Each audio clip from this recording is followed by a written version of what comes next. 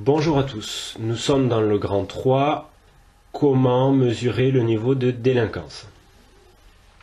Avant de répondre à cette question, nous sommes passés par une étape intermédiaire, le grand A, à savoir la définition de la délinquance. Donc la délinquance, c'est une forme de déviance particulière, dans le sens où la délinquance se définit de la façon suivante.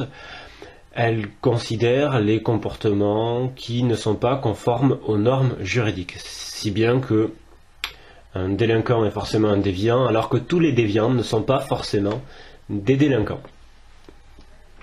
Une fois qu'on a posé cette définition, on peut s'attacher à la question de la mesure de la délinquance. Et on peut dire d'emblée que cette mesure de la délinquance pose des difficultés. Alors, un certain nombre de difficultés pour certaines raisons. Pour cela, nous avons travaillé dans le petit 1 sur les statistiques policières et nous savons que ces statistiques policières sont incomplètes. Pour démontrer cet élément, nous avons travaillé sur le document 8 qui recense les faits enregistrés par la gendarmerie et la police en 2017 et en 2016, tels que les homicides, les coups et blessures, les vols avec violence ou sans violence, les cambriolages et les violences sexuelles. Nous avons identifié ensemble que finalement les actes les plus graves concernent les homicides et les violences sexuelles. Travailler sur ce tableau nous a permis de battre en brèche certaines idées reçues, notamment celle de l'homicide ou du meurtrier, qui serait quelqu'un qu'on ne connaît pas, qui nous attendrait au coin d'une rue, etc., etc. Donc cette idée est assez fausse, puisque dans 80% des cas, dans les homicides, les meurtriers sont des personnes connues par les victimes. Il en est de même pour les violences sexuelles. Dans 80% du cas, l'agresseur est connu de la victime. Donc ce premier tableau nous permet finalement d'avoir un autre regard sur la délinquance. Donc les actes aussi forts que les homicides et les violences sont en fait, dans le cas des meurtriers, soit des règlements de compte, soit des crimes, des meurtres à l'intérieur du couple. Et les violences sexuelles sont effectuées par des personnes qui sont connues de l'agresseur, des membres de la famille, des entraîneurs, des membres de l'église, etc., etc. Ensuite, vous aviez pour aujourd'hui, pour lundi, à travailler sur le document 9, la fiabilité des enquêtes policières. Cette vidéo est réalisée par un sociologue, Laurent Muchelli, qui est un spécialiste de la délinquance et qui permet lui aussi de souligner quelques idées reçues que nous avons sur les statistiques de la délinquance. Et il nous explique la chose suivante. D'abord, c'est que les chiffres enregistrés dépendent en grande partie de l'activité policière.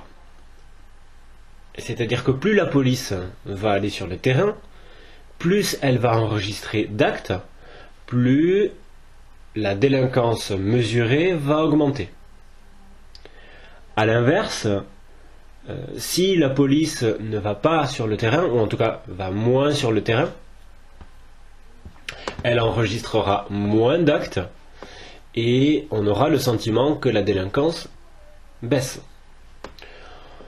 On peut aussi travailler sur l'enregistrement, c'est-à-dire que, comme Laurent Muchelli le dit dans la vidéo, toute sortie policière ne se traduit pas par l'enregistrement d'une plainte. Parfois, les policiers et les gendarmes vont sur le terrain, règlent des problèmes sans enregistrer leurs activités. Dans ce cas-là, toute cette partie-là, qui n'est pas enregistrée, n'est pas visible. C'est considéré comme de la non-délinquance.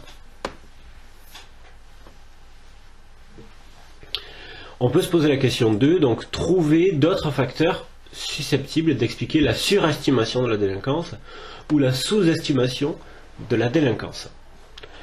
Alors, on sait que tout ce qui touche à l'intime, qui est réalisé dans le cadre familial, qui entraîne la réputation d'une famille ou d'un individu, tout ça, ce sont des facteurs qui vont pousser les individus à ne pas porter plainte.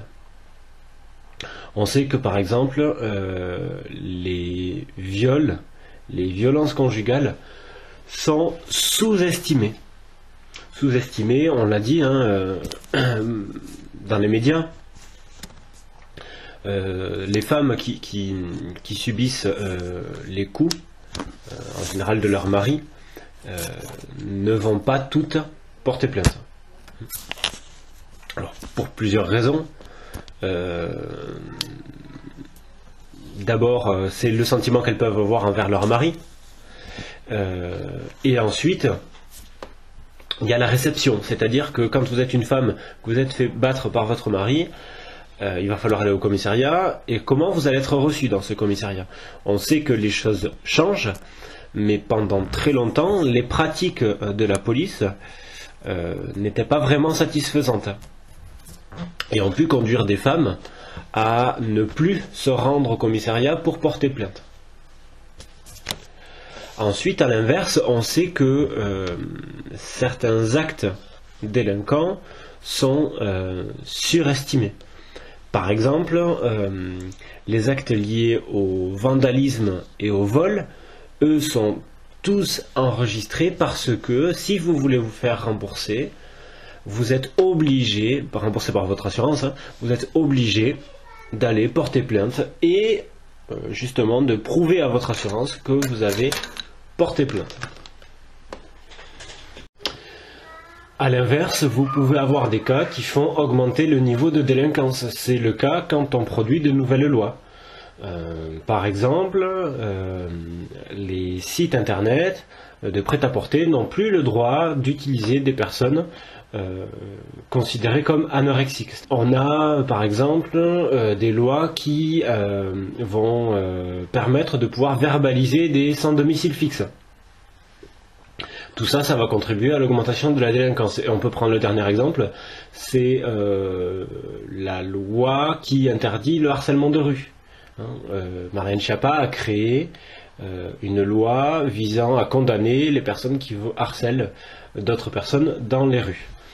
Donc tout ça va produire un décalage entre finalement le niveau qui est mesuré, la délinquance mesurée par la police et par la gendarmerie, et finalement le niveau qui existe vraiment, c'est-à-dire la délinquance réelle. Ce décalage correspond à ce que l'on appelle le chiffre noir de la délinquance.